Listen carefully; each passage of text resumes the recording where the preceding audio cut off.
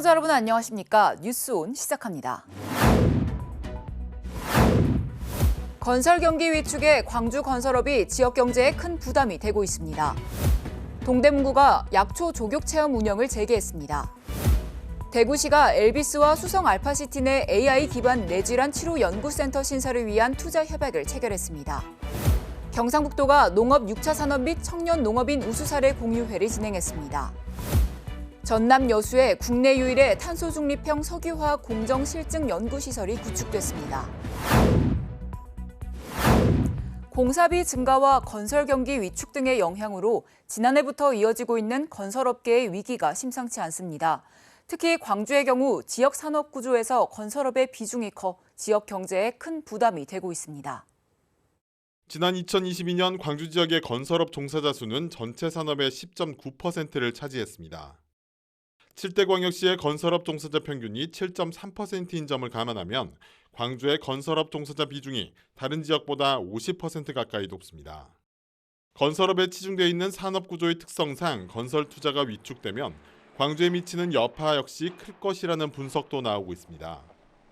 광주연구원은 올해 광주 건설 투자가 22년 대비 2.4% 감소할 경우 최대 1,445억 원의 생산액이 감소할 것이라고 분석했습니다. 또 1,339명의 일자리도 사라질 것이라고 덧붙였습니다. 이 같은 건설 투자 감소 전망이 점차 현실화가 되고 있습니다. 신가지구 재개발의 경우 분양시장 위축으로 착공이 지연되고 있고 김대중 컨벤션센터 제2전시장 조성 사업도 공사비 부담에 중단됐습니다. 대형 사업 차질로 지역 경제에 큰 부담이 우려되고 있어 광주연구원은 소규모 공공 SOC 사업을 늘려 지역 건설업계의 숨통을 틔워야 한다고 조언합니다.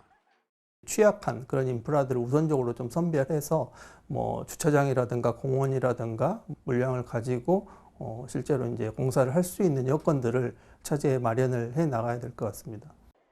열악한 산업 구조를 가진 광주가 건설업 안파에 직격탄을 맞고 있는 가운데 정부가 4월 총선 이후 부동산 PF 구조조정에 나설 것이라는 전망도 나오면서 지역 경제에 들이운 먹구름이 짙어지고 있습니다. 수도권 소식입니다. 동대문구가 취약계층의 반려동물 의료비 부담을 줄여주기 위한 우리 동네 동물병원 사업을 운영합니다. 우리 동네 동물병원 사업은 취약계층의 반려동물 진료비 부담 완화를 위한 사업으로 구민들의 불편사항을 반영해 작년 3개소였던 지정병원을 올해는 5곳으로 늘려서 운영합니다.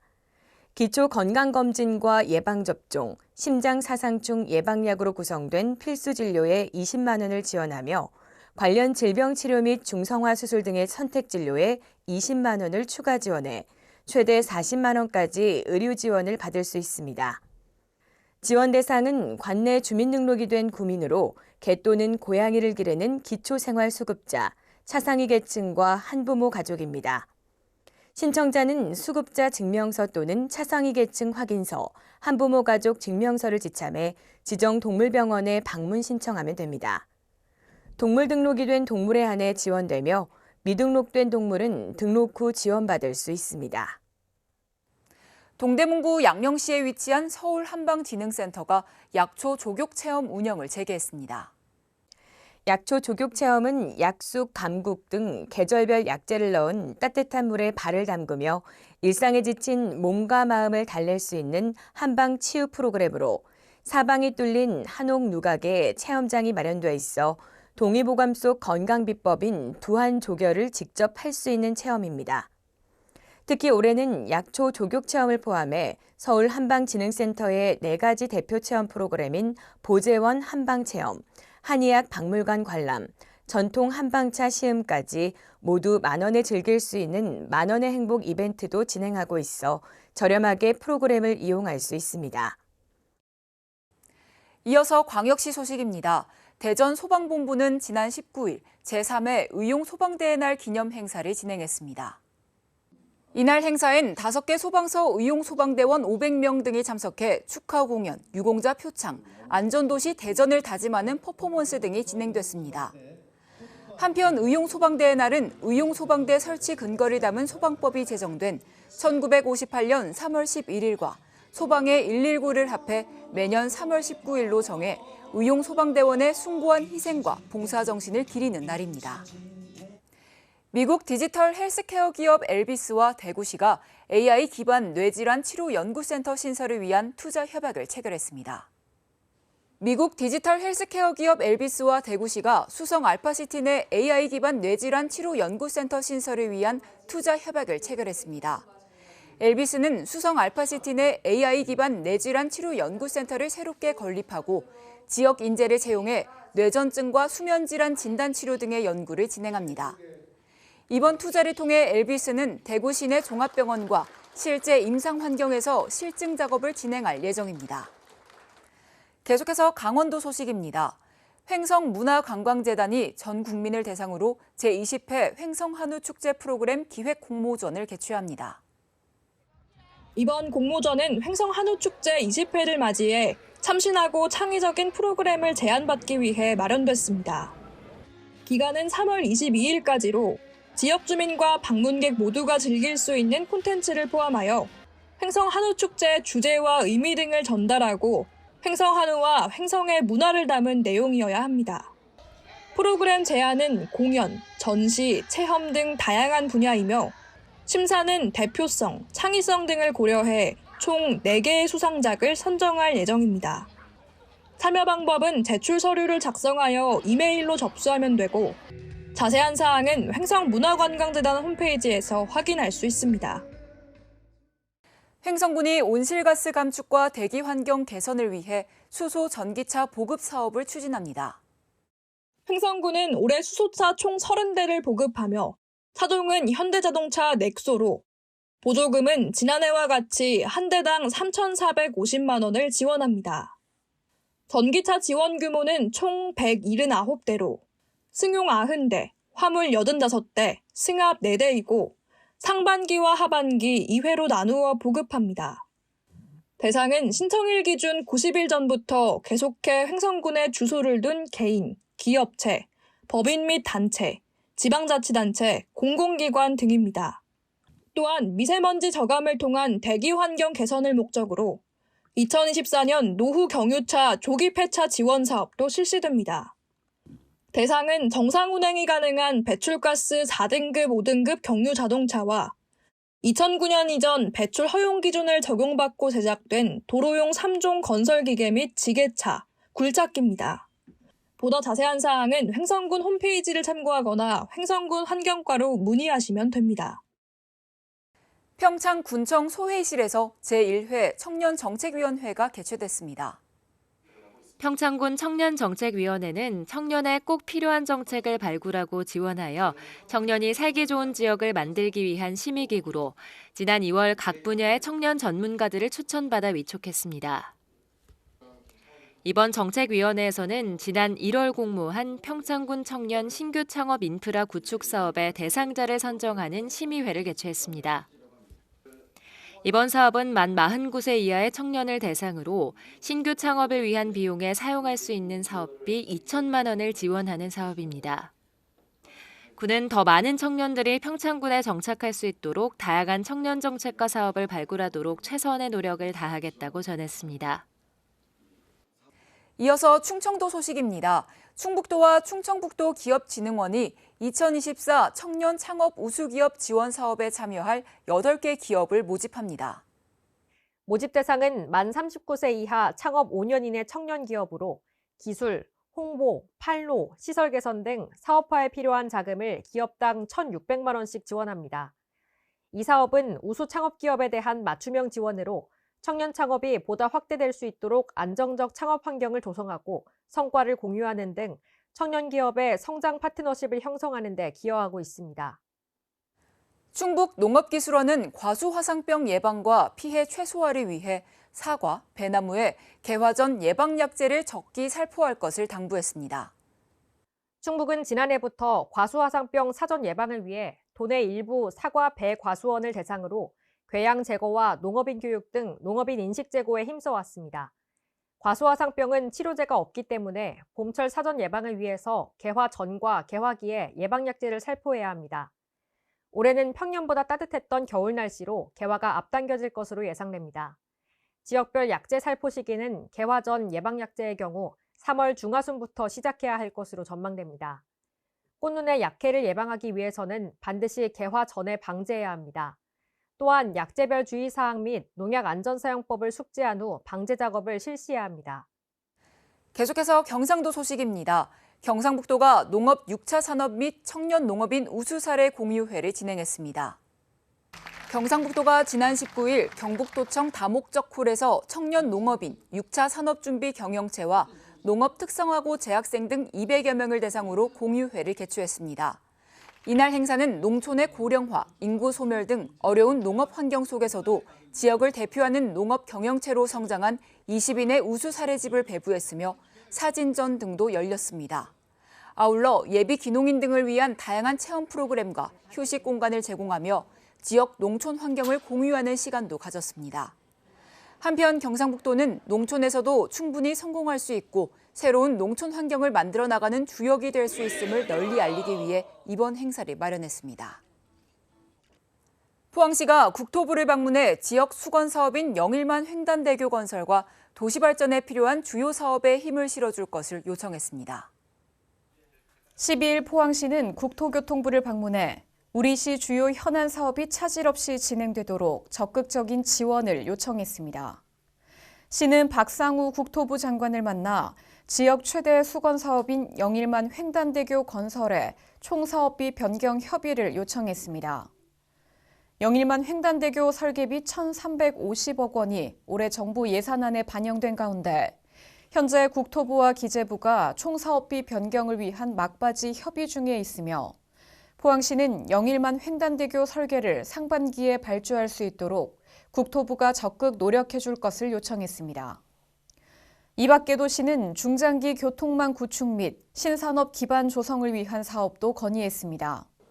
2030년 개항 예정인 TK 통합 신공항과 포항을 잇는 철도 및 고속도로 건설을 국가계획에 반영해 줄 것을 요청했고 국가 균형 발전 정책에 부합하는 최적의 기업도시 포항에 기업혁신파크 공모 선정을 건의하기도 했습니다. 또 산업용지 선제 확보를 위한 블루벨리 국가산단 3단계 조성 사업을 비롯해 경북도 순환철도 구간의 일부인 포항 영천 직결 노선 건설과 구룡포 간포 울산을 연결하는 국도 31호선 도로 개량 사업, 청하와 강동을 연결하는 국지도 68호선 도로 개량 사업에 제6차 국도, 국지도 건설 5개년 계획 반영을 요청했습니다. 이제 포항에서도 암 조기 진단부터 체계적인 치료까지 토탈 케어가 가능합니다. 포항 성모병원이 암센터 본격 운영에 들어갔는데요. 포항시는 성모병원이 지역 의료 서비스 강화의 구심점이 되길 기대하며 응원의 메시지를 전했습니다. 지난 14일 포항시는 포항 성모병원 암센터 및 외래동 개관식에 함께해 성모병원의 새로운 도약을 축하했습니다. 새롭게 들어서는 포항 성모병원 암센터는 지하 1층, 지상 3층 규모로 병원은 보다 전문적인 암 치료를 위해 전원 대학병원 교수 출신 의료진을 초빙해 진료를 실시합니다. 이에 시는 포항 시민뿐만 아니라 경북 도민까지 지역 내에서 상급 종합병원 수준의 암 진단, 치료를 받을 수 있게 된 데 감사와 격려의 인사를 건넸습니다. 특히 이날 이강덕 시장은 시민의 건강과 생명을 지키기 위해 현장에서 최선을 다하고 있는 의료진에 감사의 마음을 전했고 포항 성모병원 암센터가 암 예방 및 치료, 연구 등을 통해 지역 거점 의료기관으로서 역할을 수행하며 지역 간 의료 격차 해소에 앞장서 달라고 말했습니다. 이어서 광주 전남 소식입니다. 5.18 민주화운동 진상규명조사위원회가 4년간의 활동 끝에 내놓은 직권조사 개별조사 보고서에 대해 시민사회의 반발이 커지고 있습니다. 최우선 규명과제인 발포 명령자와 암매장 진실을 밝혀내지 못한 데다 기존의 조사 내용이나 법원 판결보다 후퇴한 내용을 담고 있기 때문입니다. 5.18 진상규명조사위원회의 보고서를 두고 비판이 나오고 있습니다. 오류를 바로잡지 않거나 교차 검증을 하지 않아 내용이 부실하다는 겁니다. 5.18 조사위원회는 발포 책임자에 대해 진상규명 불능을 결정했습니다. 군인 진술에 대한 교차 검증이 추가로 이뤄지지 않아 진술의 신빙성이 떨어진다는 이유에서였습니다. 5.18 당시 최초 총상 사망자로 새롭게 밝혀진 김한부 씨가 7공수여단 주둔지에서 어떻게 숨졌는지 사망 경위를 규명하지도 않았습니다. 안매장과 관련 헬기와 트럭으로 희생자의 시신을 옮겨 다시 수습했다는 군인들의 진술이 있었는데도 추가 조사는 하지 않았습니다. 특히 11공수여단 군인이 계엄군 장갑차에 깔려 숨졌다는 사실이 판결로 확정됐지만 이와 다른 내용이 보고서에 기록되기도 했습니다. 이미 진상 규명된 법원의 판결에 의해서 확정된 사실조차도 오히려 다르게 기술함으로써 왜곡의 근거를 만들어주는 이런 거라면 위원회의 존재의 의의 자체가 이미 부정되는 것이 아닌가. 보고서에는 또 계엄군의 무차별 집단 발포로 생명의 위협을 느낀 시민들의 저항을 선제 공격으로 묘사하기도 해 논란이 일고 있습니다. 도청업 집단 발포도 계엄군의 관점에서 피해자를 그 현장에서 사살한 요 내용들을 쓰고 있단 말이죠. 이번 5.18 진상규명은 객관적 사실에 대한 나열이 아닌 명확한 피해자적 관점에서 그 사실의 진실을 가리는 거라고 보거든요. 5.18 기념재단을 비롯한 유관기관은 보고서의 부실한 내용을 분석해 5.18 조사위에 수정 보완을 요구하고 향후 대응책을 마련하기로 했습니다. 농촌 마을에서는 흔히 집 근처에 축사가 들어서 악취 등으로 고통받는 사례로 갈등이 빚어지기도 합니다. 도시와 달리 중장기적인 개발 계획이 없기 때문인데요. 이런 문제를 해소하기 위해 농촌 공간구조화법이 오는 29일부터 시행되는데 열악한 정주 여건이 개선될지 관심입니다. 임진왜란 때 거북선을 개발해 이순신 장군을 도운 나대용 장군의 생가가 있는 나주 오륜마을입니다. 영화 등에서 조명받으며 한때 인기를 끌기도 했지만 마을 인근에 돼지 축사가 있다 보니 관광지로 개발하는 데 어려움을 겪었습니다. 그런데 지난해 농촌공간 정비 공모 사업에 선정되면서 분위기가 달라졌습니다. 축산시설을 철거하고 장기 방치된 빈집도 정리하기로 하면서 역사 테마 랜드마크로 성장할 가능성이 열렸습니다. 환경적으로 여러 가지 문제가 있잖아요. 냄새도 있고. 그래서 이제 그걸 철거를 완전히 하기로 했어요. 그러면 스마트팜 농장도 지을 거고. 농촌은 주거시설과 축사, 공장, 창고 등 각종 시설이 뒤섞인 상태로 무질서하게 개발되면서 주민들의 삶의 질이 낮았습니다.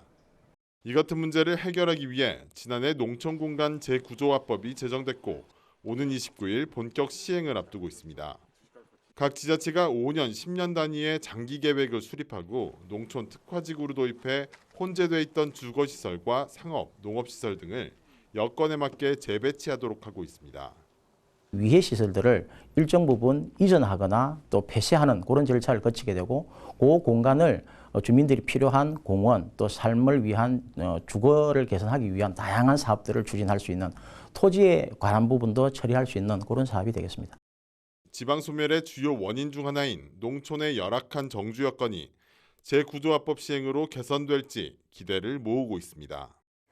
고창 담양 고속도로에서 관광버스가 사고로 멈춰서 있던 승용차와 SUV를 들이받는 등 4중 추돌 사고가 일어났습니다. 이 사고로 승용차에 타고 있던 2명과 이들을 구하려는 SUV 운전자 등 3명이 숨졌습니다. 승용차 뒷부분이 형태를 알아볼 수 없게 찌그러졌습니다. 고속도로에는 차량 파편이 나뒹굴고 관광버스도 앞이 크게 파손됐습니다. 고창 담양고속도로에서 4중 추돌 사고가 일어났습니다.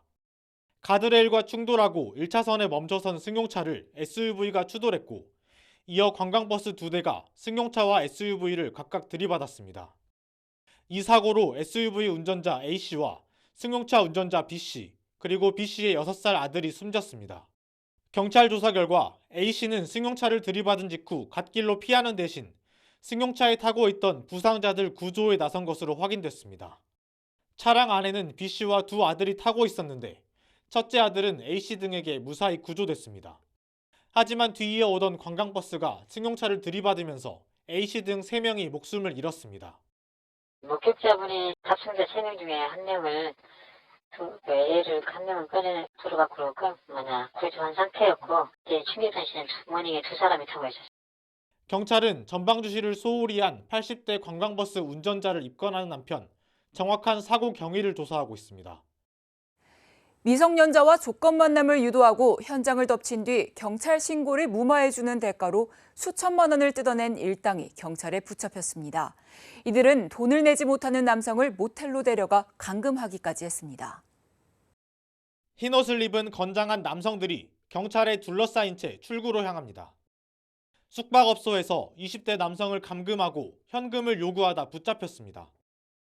두 분이 먼저 오시고 그래서 카운터에서 한 5분 정도 기다리셨는데 한 30분 있다가 한 분이 더 오셔갖고 세 분이 올라가셨어요.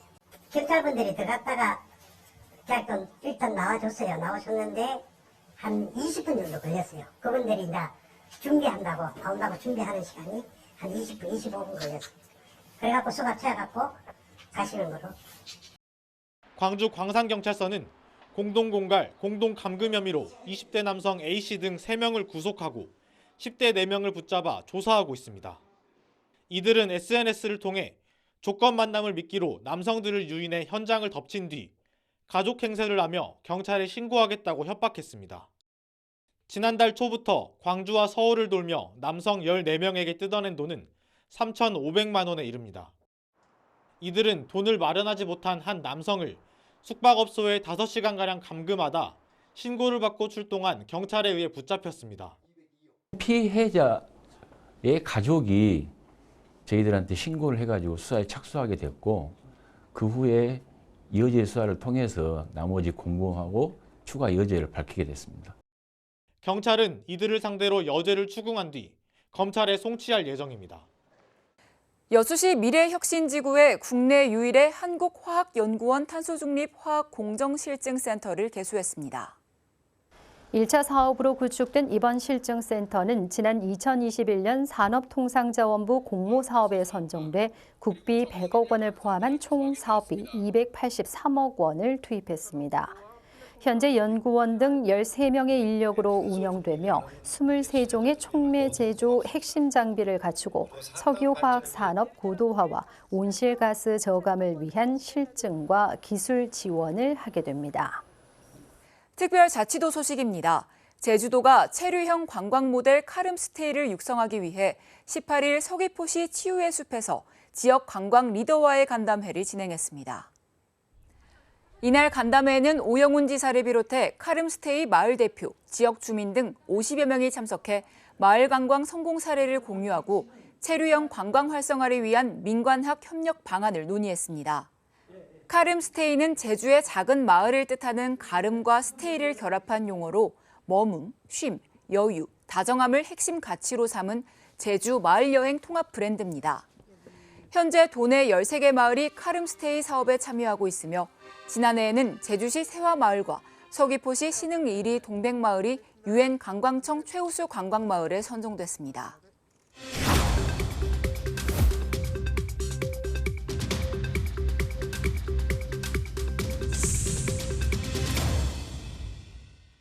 한 주간의 행사 소식을 전해드리는 클릭 행사톡톡 시간입니다. 이번 주는 경상북도 안동시에서 펼쳐지는 안동 벚꽃축제를 소개해드리겠습니다. 안동 벚꽃축제가 3월 27일부터 31일까지 경북 안동시 탈출공원 벚꽃길 일원에서 열립니다. 봄 기운이 느껴질 때면 안동에는 낙동강을 따라 벚꽃이 띠를 둘러 절경을 이루는데요. 이 길을 따라 빛과 그림자를 활용한 포토존 행사와 야간에는 파페라, 버스킹 공연, 먹거리 장터, 야간 조명쇼 등 다채로운 문화축제를 즐길 수 있습니다. 다가오는 봄 안동에서 벚꽃의 아름다움을 느껴보시기 바랍니다. 중년이 넘어서면 무엇보다 혈액, 혈관 건강에 신경 써야 합니다. 혈액 속에 중성지방과 콜레스테롤이 늘어나면 혈관벽에 서서히 쌓이게 되고 이렇게 혈액과 혈관이 탁해지면 각종 성인병에 노출되는데요. 이럴 때일수록 혈관에 좋은 음식을 섭취하는 것이 좋습니다. 특히 사과에는 퀘세틴 성분이 많아 피의 흐름을 좋게 하며 고기 등을 먹을 때 함께 곁들이면 좋은 양파는 혈관이 딱딱해지는 증상을 완화할 수 있으니까요. 영양소가 풍부한 식습관으로 혈관 건강을 지키시기 바랍니다. 뉴스 마칩니다. 함께해 주신 여러분 고맙습니다.